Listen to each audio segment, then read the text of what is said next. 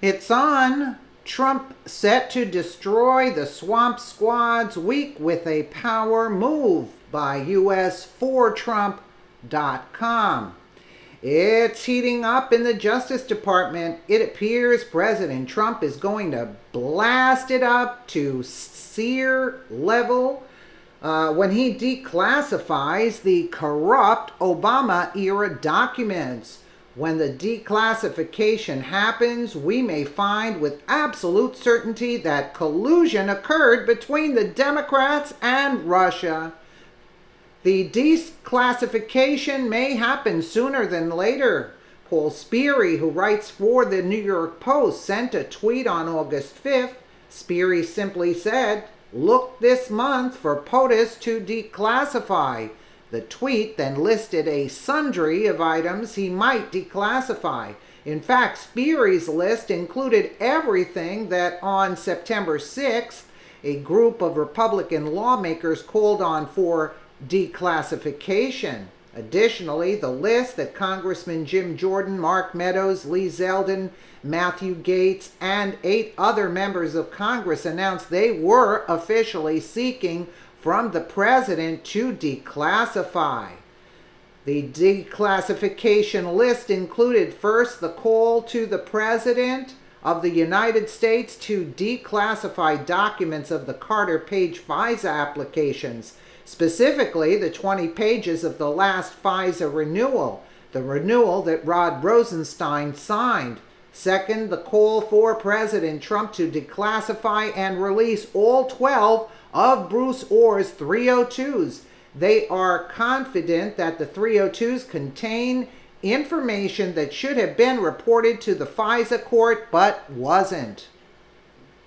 Third, they call on President Trump to release and declassify the documents that were provided to the Gang of Eight as previously reported by US4Trump.com.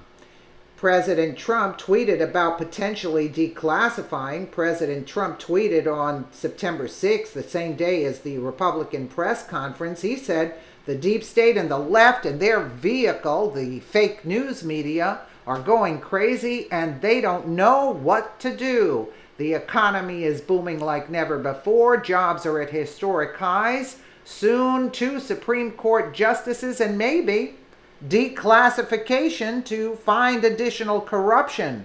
Wow. Today, Zero Hedge reported President Trump is expected to declassify documents connected to the Obama administration surveillance of the Trump campaign during the 2016 U.S. election, according to Axios, citing allies of the president who say it could happen as soon as this week. There was Trump's tweet and Paul Sperry's August 5th and September 6th for Trump. Let's take a quick listen. Trump expected to declassify page or documents. President Trump expected to declassify documents related to Carter Page and Bruce Ohr, according to a new report by Axios. The documents relate to surveillance of the former campaign advisor and to Justice Department official Bruce Ohr's contacts with Christopher Steele, the former British intelligence agent who put together a dossier on then-candidate Trump. House Republicans have been arguing for months that the documents prove anti-Trump bias within the DOJ. Here is House Committee Chairman Bob Goodlatte. Well, we're digging them out one at a time, and we're making a lot of progress. We did not waste the August recess. We interviewed a number of key witnesses, including Bruce Ohr, and now we are proceeding to get additional documents from the FBI and line up additional witnesses.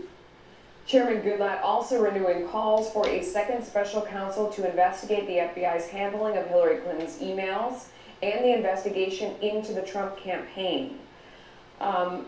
Chris, I would say in this case, it all comes down to follow the money. You know, the money comes from the DNC or the Clinton campaign.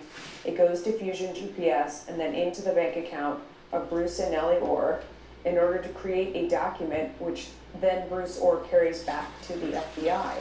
No matter what happens to it from there, all of that is not good. No, it's not. It's paid for opposition research on a sitting U.S. president being taken seriously as a reason to surveil He wasn't a sitting Americans. US president. at the He time was a it happened, candidate. Right. Yeah. To surveil Americans Doesn't and make it then any better, I don't think. Oh, it certainly causes them a lot of It's trouble. incredibly different when you talk about opposition research that happens during campaigns. I think that When you're distinction talking about does Not matter. if you're doing a DOJ FBI investigation. I think when you're talking about an FBI official getting paid through the bank account of his wife by the Democrats in order to create this fake dossier and then him taking it back inside the FBI, I mean, Kennedy, if that was then used to surveil anyone, I mean, it doesn't even matter who we're talking about here. That's really egregious. Yeah, and this cannot be how these systems operate. And I understand there are marriages in D.C. where, you have one person who works for a civilian organization, the other who works for the government.